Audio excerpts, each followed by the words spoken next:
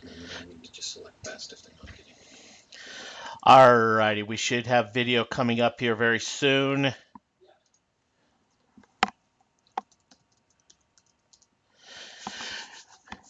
Okay, for those of you still connecting here, we just bought some SLV, the November 21 calls for $1.24 for the Trend Rider, and we did 16 contracts. Okay. 16 contracts. Apologize for the video issues. We're continually tweaking things as some of the feedback keeps coming in, and Jared and Jason have been on the phone a lot here with the with our UStream provider, and yeah, like I said, we'll get there. Okay, video back but blurry. I am running the video on a little bit less definition, so it may be just a touch blurry here. And again, that will be adjusted.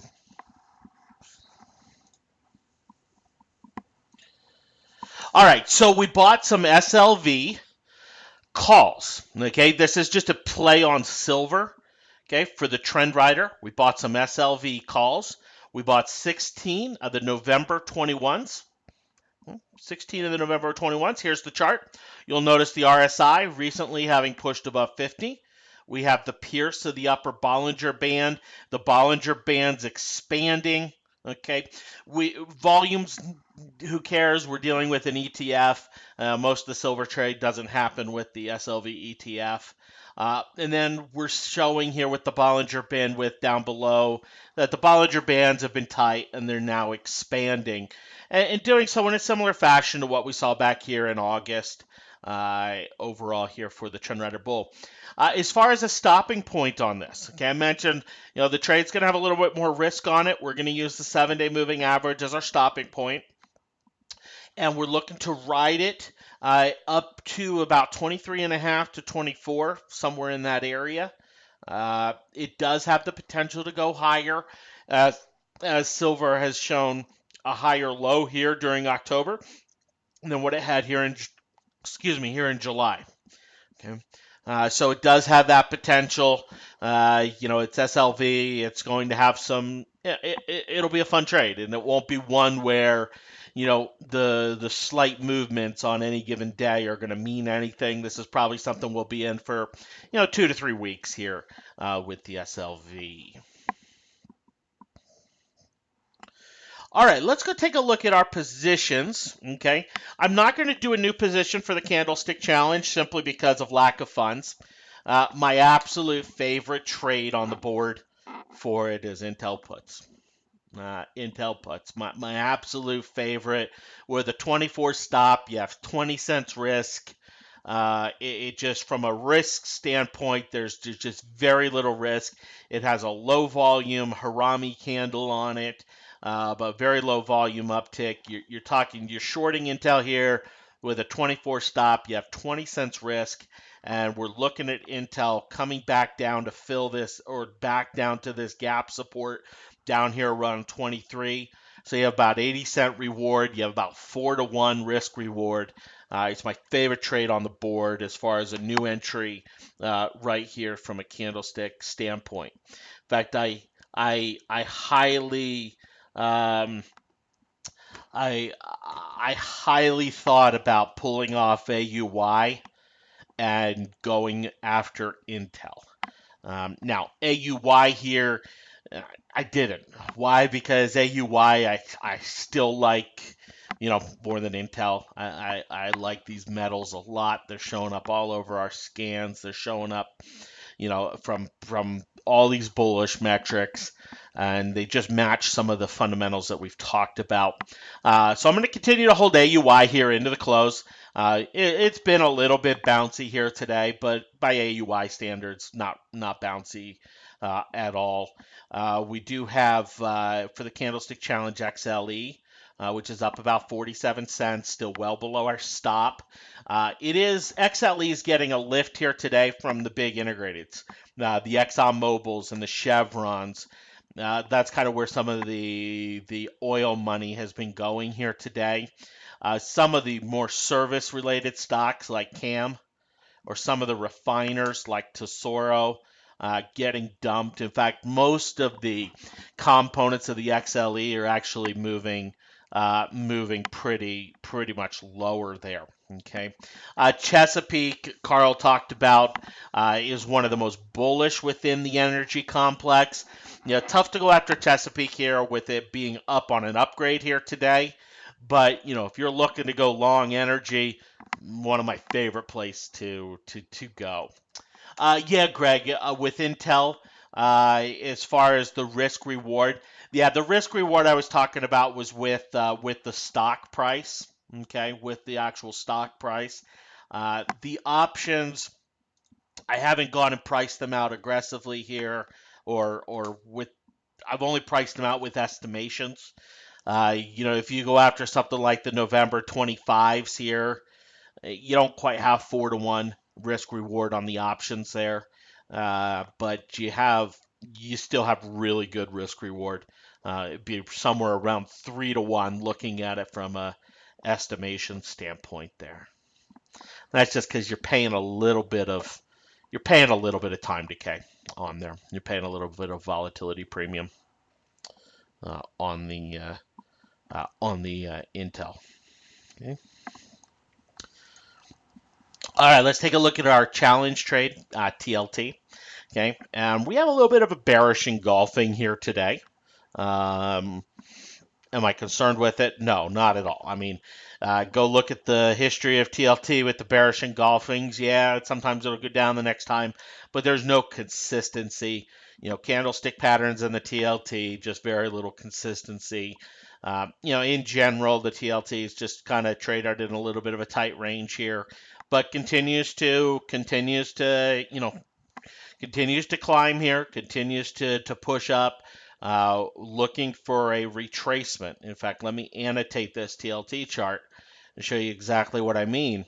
Looking for a retracement here of the downtick that we had from May till August. And our first retracement resistance really is until about 109.60, 110, and then our upper levels up around 114. So, 110 to 114 is kind of the area we're eyeing there. Yeah, it may go flat, may go down a little. 107.5 is the point that I noted that, hey, those of you wanting to add to TLT, probably a good place to add if it gets down to 107.5. Probably a very nice play there. Couple stocks I mentioned I would talk about here, and I have to, Bank of America. Let's go take a look. Bank of America. Okay, BAC. Bank of America broke the 7 yesterday. Today trading lower. My concern with shorting Bank of America right here is, at this point it's so far away from the 7, and just look at Bank of America at any moment in time.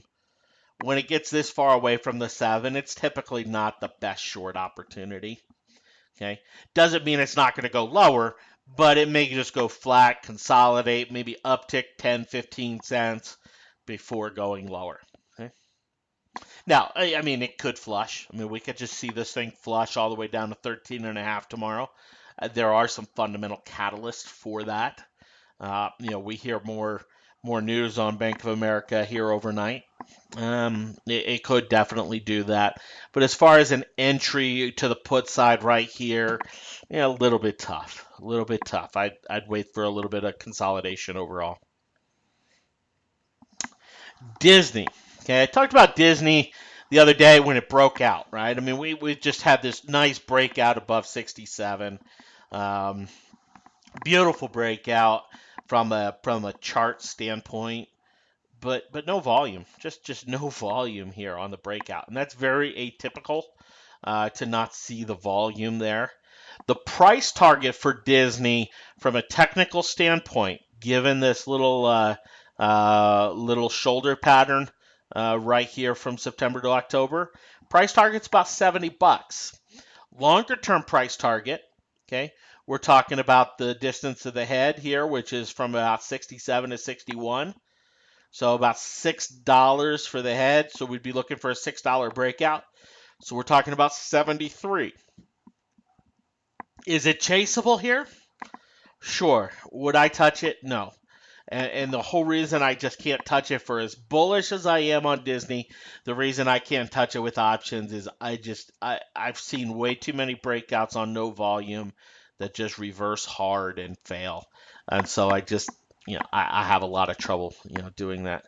Those of you who have been on for a while, I have some Disney stock for my daughter, that just holding for forever. So, obviously I continue to root for Disney to go up, but for me to get into a call option trade on it here, very, very difficult.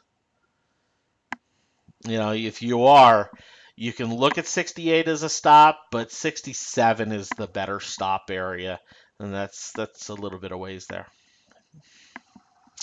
Yeah, Urban, URBN. There's some interesting bullish activity within the retailers. Macy's, okay, Macy's here today, with a bullish continuation pattern. As far as the candlesticks go, Urban here with a nice little pierce to the upper band, giving a trend rider bull signal, right? I mean, we got the RSI moving above 50. We have a pierce to the upper band.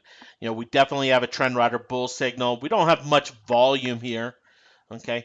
But Urban, if you're looking to buy Urban here, you're dealing with riding it with the 7-day moving average, which is quite a bit away. Just having followed Urban before and having traded Urban before, a lot of times on the up days where it's up 3 to 4%, it'll have a little bit of a pullback the next day or two. And so you might be able to get the options for a little bit cheaper. Let it just kind of go flat for a day or two. But overall, a nice little signal there. I'm not quite sure when their earnings are. Let me double check. They're probably not till November. Yeah, November 18th. So you don't really have to worry about that here. And okay, they're up on an upgrade here from Atlantic Equities. I typically will struggle to buy a stock that's triggering a bullish signal or a bearish signal because of an upgrade or a downgrade. But that's more personal preference than anything. Yeah, JP Morgan puts. Yeah, I mean, you definitely have the bearish pattern here. You basically have the 3 black crows, right? Which, what have we seen this year with 3 black crows? For this year, they all get bought into. 3 black crows have been a much better buy signal than a sell signal during 2013. And do I think JP Morgan goes lower? I do. I really do think JP Morgan goes lower. To mess with it right here on a put entry, you may have to suffer a $1.50 rally before it continues to pull back there. Okay. Yeah, it is interesting looking at the market, the XLF, okay, underperforming the KRE. Okay, and that just tells you that the market here, they're worried about the legislation, or they're worried about the basically the fines and charges that are going out against the big banks. Apple, my price target on Apple here, from a technical standpoint, a price target isn't really great here for Apple to say, well, because it's consolidated like this, it should go to 550 or 560. Apple here, we're talking about a value play that is, as some of the high flyers get knocked down, money going into Apple here. I just, Joan, anything I say here is more of a guess than a hard, hey, you know what, Apple's probably going to this level that I'd be very confident in. So I am going to abstain from giving a price target there. For me, Apple right here is, all right, let's see what happens on earnings and, see if we have a trade after that. But it continues to be extremely bullish, and I absolutely couldn't short it. at this level. You're probably talking 550, 560 as potential ahead of earnings here. Yeah, AK, let's take a look at Tesla. Tesla here. This is the nature of trading Tesla. Tesla, even on the upticks, look how hard some of the downticks are. Okay, and so if you're trading it lower, some of the upticks are going to be brutal. In general today, most of the upside volume has been pretty light. There's been a little bit more volume on the downside as it's sold off over the last couple minutes. But, to look at Tesla and say, oh, you know what, today's candle is ultra bullish or this one's ultra bearish. No, I mean, with Tesla, you basically have, a lower high that in the short term that finally came in, a lower low that's finally come in, and you have an RSI that is breaking into a new low on the year. I mean, Tesla's RSI has not been this weak for a long time. You have a trend rider bear. Odds favor a sell-off, but remember, it's Tesla. With Netflix, I kind of same thing, right? I mean, we had the huge old bearish golfing on Netflix a few days ago, and we've had some upticks on big volume for Netflix. But, if you're looking to short Netflix, you may have to suffer through a 15, 20 point rally before it actually pays off for you. Mosaic and Potash. Okay, both have come back a little bit too much into the close for me to get too excited. I want to see Potash close below 31 to come all the way back up to 31 on those earnings. I'm a little concerned because from a put standpoint, and you're looking to be a buyer, you get a little bit of gap up tomorrow on Potash, a little bit of bullish action in the morning. Potash goes from a short to a long very quickly here on the fundamental events that are happening. I know some of you are still in Starbucks. Starbucks here down about $1.12. Down here around some short-term support, basically dealing with the gap up that it had on Friday. Okay, so kind of where it was at options expiration. Breaking below the 7-day moving average today. Big volumes coming in. The risk is just elevated. As far as, hey, the trend is still up, but the risk of further selling is severely elevated as it breaks the 7-day moving average here.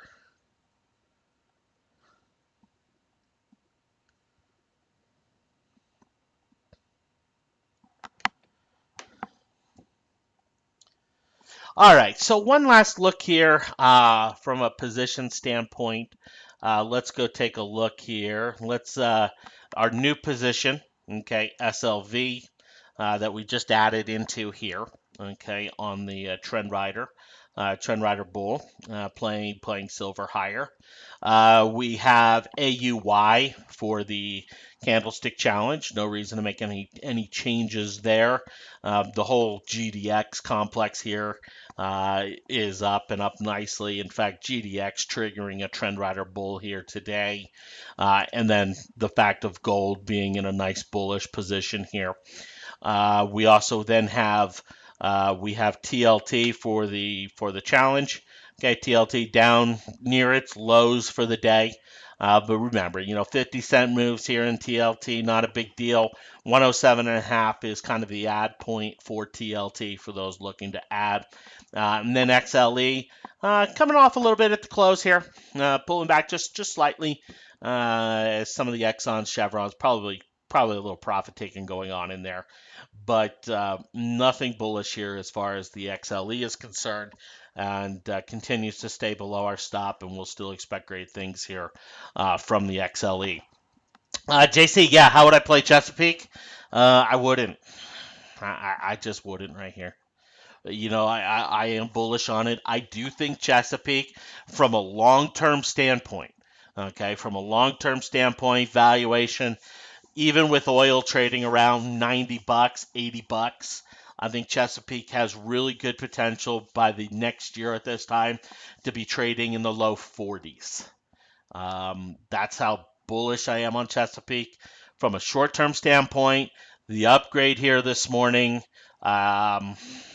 it's just tough for me to get excited about playing at all. So, how would I play it? I wouldn't.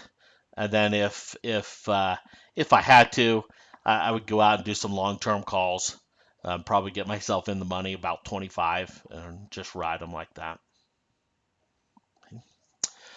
Yeah, Johnny, Walmart puts. Yeah, no, there's just there's nothing here. One of the things that's interesting about the market, if you look at the correlation between Walmart and stocks, the broader market, the long-term correlation is that when Walmart goes up, stocks fall, and Walmart tends to lead stocks. And so, Walmart here, still above the 7, not having broken down. They're rallying even after bad news. It's just tough for me to get short Walmart just yet. I need a little better sign to get short Walmart. Vaughn, no, we did not enter GDX. We bought some SLV. We did not enter GDX, but GDX is essentially the same trade as AUY. Okay, and that's kind of why I showed it. AUY is a component of GDX. Yeah, JC, I kind of skirted around that one, huh? So, yeah, I mean, I can't argue trading GDX higher, Vaughn. I can't make an argument against that. As far as maybe one of the most bullish stocks out there, DuPont, as far as its breakout into a new 52-week high, good volumes going on with it, very bullish activity. Lows here, I know Carl talked about it. Lows way up here. You look at the last couple times Lowe's has had just one of these large upswings. It's pulled back almost every time here in September, here in August. Could it continue higher? Yeah. Is it shortable here? No. Not at all. Not at all. Alrighty, well, we appreciate you hopping on. Again, we're still making some video adjustments, and trying to make the thing with the video here is we're trying to make it optimals for everybody. You'll probably see a few extra options for the video when you log in tomorrow, and to give you a little bit more control of how you see the video. But it's been a great improvement, but still more to come there with it on the video. If you have not signed up for the text alerts on the new system, please do so. Please do so. And let me show you here where to do that. Okay, let me shrink my page down just a little bit. Okay, when you come in, when you come in to the Trader Minute website, even if you're in the live trade seat, just come up here to the top right-hand corner where for me it says Welcome Jeff. Just click on that and click My Account. Okay, My Account, and then come down to where it says Edit Account and Profile. Okay, go ahead and click on that, and then here under SMS Text Alerts, what you do not want to see is Not Configured. Okay, if you see Not Configured, get your text number in there. So for me, I would just put in my number, my area code, and then my phone number. I don't need a 1 or anything like that. Don't need a country code. If you're US or Canada, you don't need a country code. For those of you joining us from around the world, just come down here. What is my country's area code? Click on that. It'll give you your country code. If you don't know it, go ahead and put your country code in there, and you'll be good to go. We will be going off of the old text system at the end of the week here, and just staying on the new text system permanently. So for now, some of you are getting double text. Those of you who have signed up for the new text system already. We appreciate all the feedback that we've been getting using our feedback button. Very nice. We are implementing those changes as fast as we get them in. Again, if you see anything or have any feedback regarding the new site, simply click here on feedback, and it will allow you to highlight the area you're talking about. So you can go and highlight it here. You can add your comments, click on send, and it goes off to our developers and allows them to make some of the changes that you guys see there. So that'll be up here for the next 20-25 days. Yeah, until we get all the components of the new site up and running. Okay. All right. Well, we appreciate you being with us. We have some great trades in there, and we'll continue to look for those to work. And we will talk to you again tomorrow. Take care.